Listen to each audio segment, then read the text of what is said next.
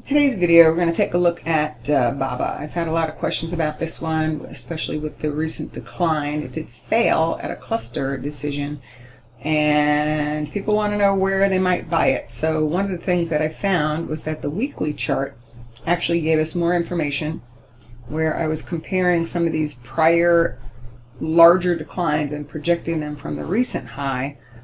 We're seeing a lot of similar swings here. So I'm taking those and projecting from that high to look for possible support. I'm also taking this larger swing here and again looking for possible support.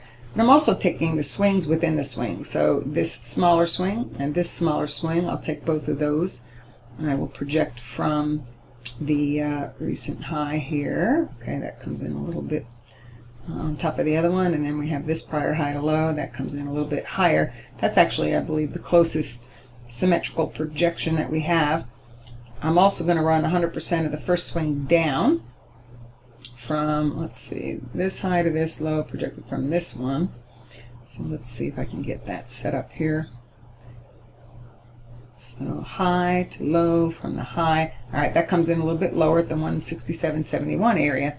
And then what else comes in? Well, I'm going to look at the retracement of the larger swing. Okay, so there's a 786 that overlaps that area. I believe there might be a, well, let's see, what about retracements from here? Nah, not really. What about this swing, this low to this high?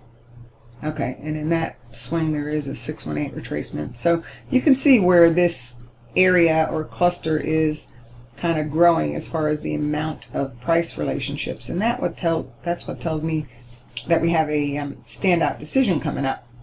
Now, it's not an extremely tight zone, but we do at least have an important area, or at least a few areas within the larger area to focus on to look for new buy entries. Looks like we can also add, an extension of this low to this high. That's where the green lines come in. There's a 1272.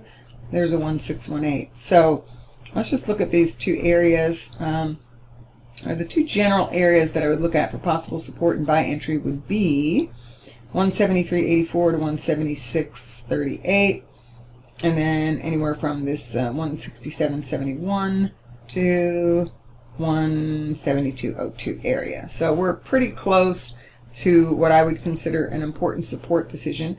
Typically, what I tell my subscribers is that they should wait for a trigger that tells them that it's worth placing a bet, and I don't believe that we've seen a trigger yet, and actually we haven't quite really tested this lower support yet, but that is something that we'll be watching in the next few sessions.